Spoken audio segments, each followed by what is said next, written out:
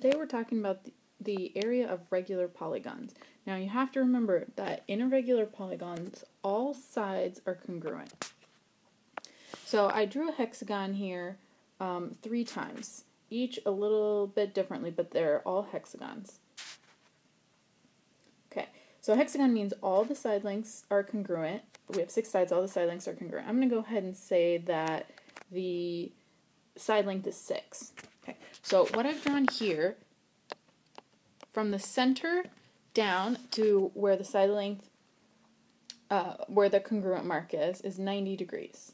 Okay, and that's called an apothegm. So that's a new terminology for this section, is an apothegm. An apothegm is a perpendicular bisector, so it splits the side in half, and it forms 90 degrees.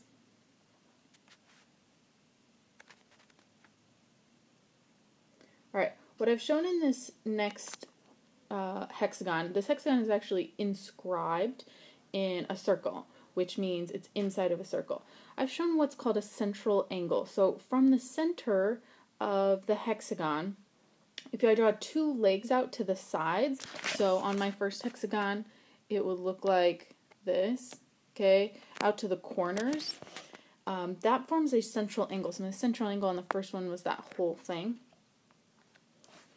And if I want to find the measure of the central angle, I just take 360 degrees, right, because all the way around would be 360, and I divide it by the number of sides. So each central angle is then 60 degrees. So I'll show you what that looks like. They're all 60, 60, 60, 60, and the total there comes out to be 360 degrees. To find the area of a regular polygon, this is the equation: 1/2 times the apothegm times the perimeter. Right, so A is always going to stand for apothegm, and P is going to stand for perimeter. What's important to remember about perimeter is if it's not given to you, you have to calculate it. It's N times the number of sides times S, the side length. So given one side length and the number of sides, we can find the perimeter. Alright, let's take a look at this first example. Remember, A equals 1/2 A times P. My A is 11. I gave you the A and I gave you the side length, 8. So my side length is 8, and my number of sides is 9. I just counted that. So my perimeter is 8 times 9, which is 72. So continuing with my area equation, 1/2 times my apothegm 11 times my perimeter 72 equals 396, and I wasn't given any units, so I'm just going to go ahead and say unit squared. Remember, area means you need to put units. Okay, so this problem that I'm about to start on the right is a little tricky. Leave yourself some space. You're going to have to utilize the special right triangles that we did in the last unit.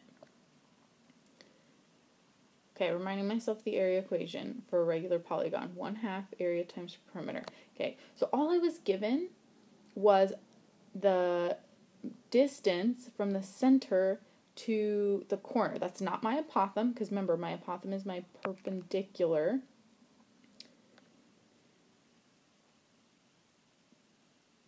So first I want to try to find my central angle. That's going to be kind of the priority here. So my central angle is 360 divided by the number of sides, which is 6. So each central angle is 60 degrees. Okay, that's the whole thing. But remember, we're only dealing with one right triangle, so I actually need to split that in half. So that would be 30 degrees, is just the one on the right half. And that's going to be the reason we needed to find that is because we have a right triangle, and now hopefully you notice we have a 30, 60, 90 triangle. Okay, so I'm going to go ahead and draw the triangle that appears kind of right here on to the side right here. Okay, and I'm going to set up my A is going to be my apothegm, my X is going to be this bottom side length right here, and I'm going to set up my similar triangle since I know I have a 30, 60, 90. So let's find A first.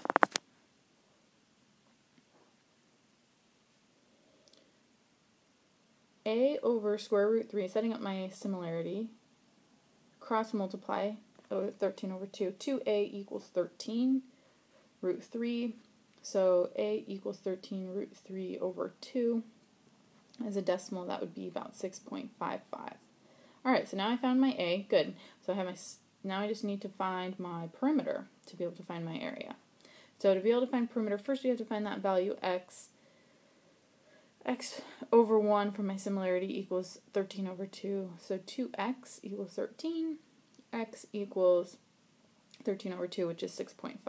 Okay, so 6.5 is just guy on the right, but the whole side length then would be 6.5 times 2, which is 13.